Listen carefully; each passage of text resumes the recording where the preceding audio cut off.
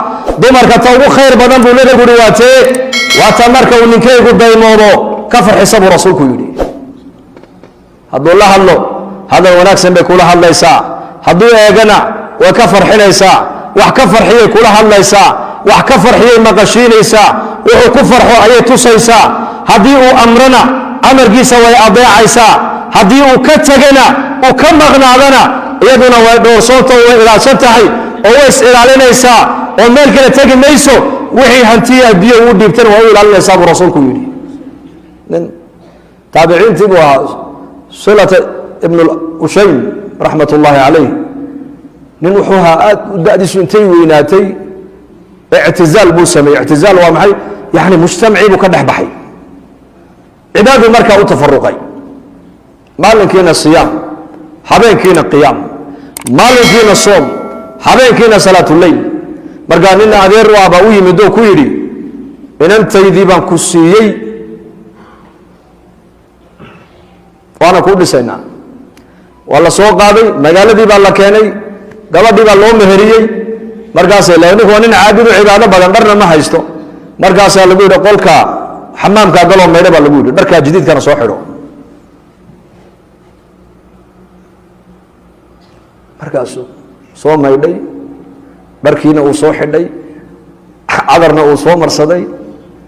gabadhii markaa caroosadii baa la yidhi waata qolkaa ku jirtee dee caroos baa tae orado halkaa ku hoday baa lagu yidhi salafku habeenka ugu horeysa ee leylatu zafaaf waxaa hadyigooga ka mid ahayd inay gabadhuna weyse qabto uu ninkuna weyse qabo qolka caroosadu ay fadhidana markuu cariisku ugu galo inuu assalaamu calaykum markuu yidhaahdo inuu 2 rakaca uu tujiye iyada inagu sidaa ma samaynaa yaa haleelaba qola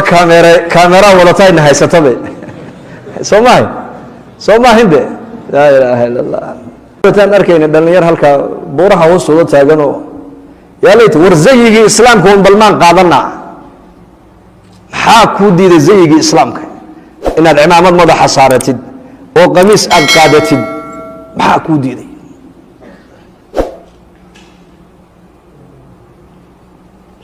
sunnatu caada xataa caadadeennii waxaad moodaa inay maalinba maalinta ka dambayso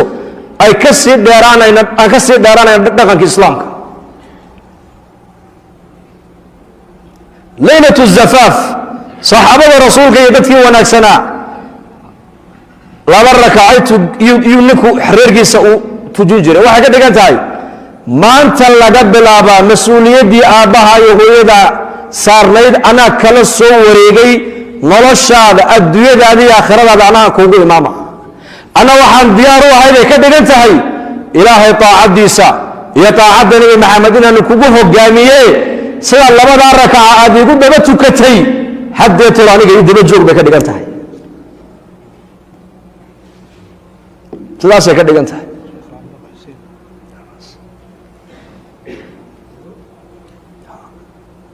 nebigu waa kii lahaa khayru الnisaa man idaa nadarta ilayha saradka waidaa amartaha aطaacadka waidaa gibta canha xafidatka fii nafsiha wamaalaka dumarka ta ugu khayr badan buu nebigu yiri waata marka uu ninkaygu daymoodo ka farxisa buu rasuulku yidhi hadduu la hadlo hadal wanaagsan bay kula hadlaysaa hadduu eegana way ka farxinaysaa wax ka farxiyay kula hadlaysaa wax ka farxiyay maqashiinaysaa wuxuu ku farxo ayay tusaysaa haddii uu amrana amarkiisa way adeecaysaa haddii uu ka tagana uu ka maqnaadana iyaduna way dhoorsoonto way ilaashan tahay oo way is ilaalinaysaa oo meel kale tagi mayso wixii hantiya biyo uu dhiibtana waa u ilaalinaysaa buu rasuulku yidhi marka 2 ragcadood ee sunnaha gabadha habeenka la tujinayo waa hadyigii saxaabada waa hadyigii salafka waxay ka dhigan tahay haddeetoola adiga anaa kuu imaama ana taacadda ilaahay iyo taacadda nebi maxamed baa kugu hogaaminay sidaa salaada aan imaamka kuugu ahaa maanta laga bilaabaa noloshaada anigaa kuu imaamay daba joogsay ka dhigan tahay hada marka salaada la tujiyo ayaa waxaa sunnaa halkaa fooda in la qabto fooda ducadee lagu akhrinayaa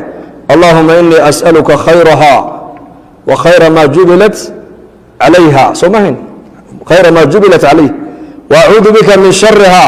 wa shari ma jubilat calayhi. waxay ka dhigan tahay waxaa ducada macnaheed waa maxay? ilaahow haween gabadhan khayrkeedana waan ku weydiisanayaa, khayrka aad ku abuurtayna waan ku weydiisanayaa, sharkeedana waan kaa magan galay, sharka aad ku abuurtana waan kaa magan galay. halkaa fooda maxaa loo qabanayaa? fooda waxaa ku taalla bay culimmadu leeyihiin waa daakirada qofka bini aadanka, xasuusta. waa meesha laga xasuusto tan maxaaskaagiiba mise waa hooyada. haddaad kala garan weyda ka waran labada soo khatar maaha. wamaa min daabatin ila huwa aakhidun binaasiyatiha. lidalika ilaahay qur-aanka waa kii lahaa